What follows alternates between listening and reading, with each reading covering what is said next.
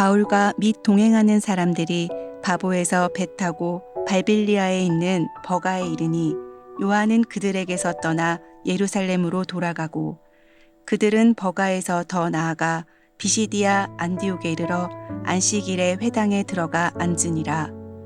율법과 선지자의 글을 읽은 후에 회당장들이 사람을 보내어 물어 이르되 형제들아 만일 백성을 권할 말이 있거든 말하라 하니 바울이 일어나 손짓하며 말하되 이스라엘 사람들과 및 하나님을 경외하는 사람들아 들으라. 이 이스라엘 백성의 하나님이 우리 조상들을 택하시고 애굽 땅에서 나그네 된 그 백성을 높여 큰 권능으로 인도하여 내사 광야에서 약 40년간 그들의 소행을 참으시고 가나안 땅 7족속을 멸하사 그 땅을 기업으로 주시기까지 약 450년간이라.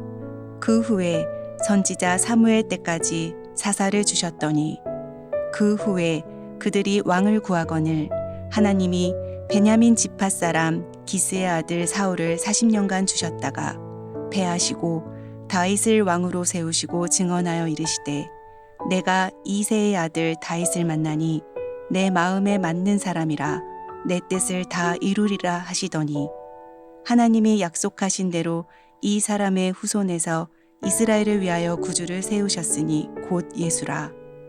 그가 오시기에 앞서 요한이 먼저 회개의 세례를 이스라엘 모든 백성에게 전파하니라.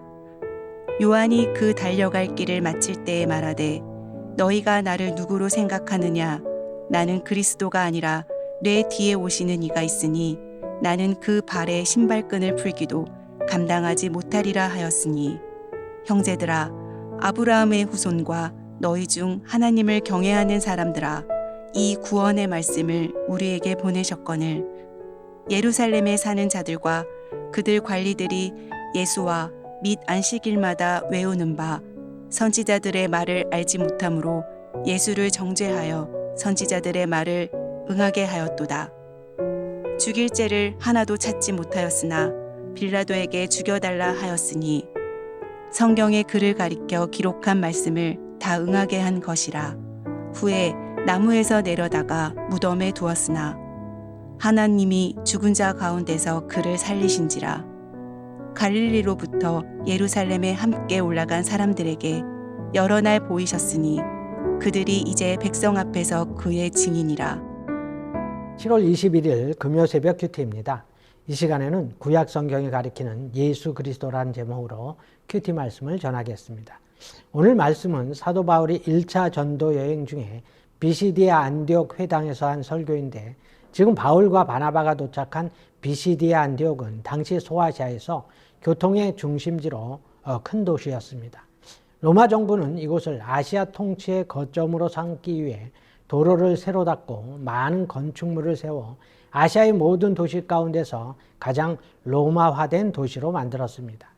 바울의 선교 전략 중에는 오늘날 우리가 참고해야 할 좋은 전략이 있는데 거점 중심 선교입니다. 바울은 지리적인 차원에서 많은 사람들이 사는 곳, 도시 중심의 선교를 하였습니다. 농촌이나 어촌에 다니기보다는 큰 도시 중심의 선교를 한 것이죠. 그래서 사도행전에서 사도 바울이 방문한 곳과 오래 머문 곳은 당시에 큰 도시였던 것을 알게 됩니다. 비시디아 안디옥뿐 아니라 에베소, 빌립보, 데살로니가, 고린도, 아덴 등 당대의 큰 도시들을 방문하면서 복음을 전했습니다.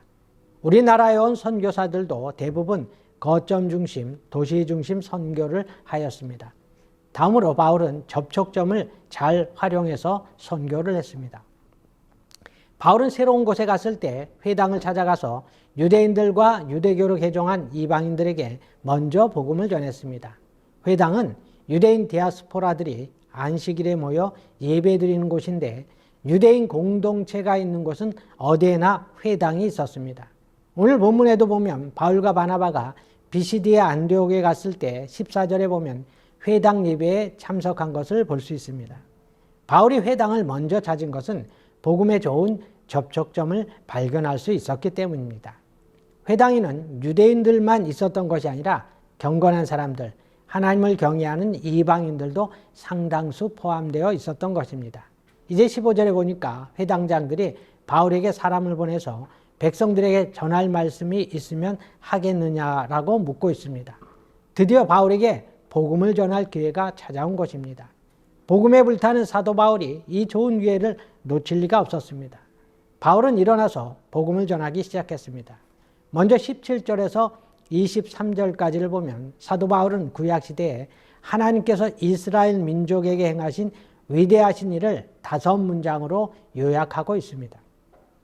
첫째는 하나님은 이스라엘을 택하시고 애굽에서 나그네 된 백성들을 큰 능력으로 그들을 인도해내셨다라는 것입니다. 둘째는 광야에서 40년간 그들의 소행을 참으시고 인도해 주셨다는 것입니다. 셋째는 하나님께서 가나안 땅을 기업으로 주셨으며 약 450년 동안 사무엘 때까지 사사들을 주시고 지켜주셨다고 했습니다. 넷째는 그 후에 백성들이 왕을 요구하자 베냐민 지파의 사람 기스의 아들 사울을 왕으로 세우셨다고 말합니다.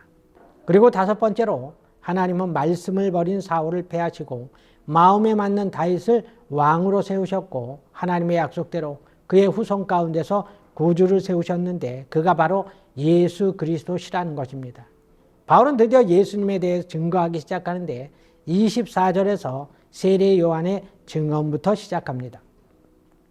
요한이 요단강에서 회개의 세례를 베풀자 많은 사람들이 몰려왔습니다. 사람들은 세례 요한이 혹시 메시아가 아닌가 생각하였지만 세례 요한은 자신은 그리스도가 아니며 자기 뒤에 오시는 분이 그리스도로 자신은 그의 신발끈을 풀기도 감당할 수 없다고 하였습니다. 그런데 유대인들이 얼마나 어리석었는가 하면 하나님께서 구원자로 보내신 예수 그리스도를 알아보지 못했다는 것입니다. 눈이 가려져 있었던 것입니다. 그래서 죄 없으신 예수님을 빌라도에게 요청해서 죽여달라고 하였습니다. 그런데 놀라운 것은 유대인들이 죄 없는 예수님을 죽였지만 이것 또한 성경의 예언의 성취라는 것입니다. 하나님은 인간의 악함까지 이용하셔서 구원을 완성하신 것입니다. 그러므로 예수님의 죽음은 성경대로 우리의 죄를 사하고 우리를 살리시기 위한 죽음이 되었다는 것입니다. 34절 말씀대로 하나님께서는 예수님을 죽은 자 가운데서 살리셔서 모든 사람들의 구주가 되게 하셨습니다.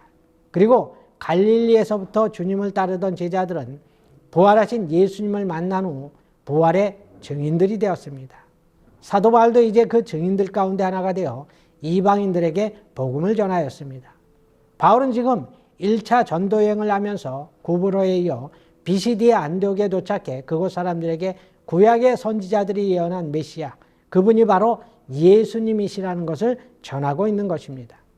오직 예수님만이 우리의 구주가 되심을 증거하고 있는데 오늘날 다양한 종교가 있고 다양한 구원의 길을 말하고 있지만 우리의 죄를 사하고 우리를 죽음에서 구원하실 수 있는 분은 2000년 전 바울 시대나 오늘이나 아니 세상 끝날 때까지 오직 예수 그리스도밖에 없음을 우리가 기억을 해야 될 것입니다.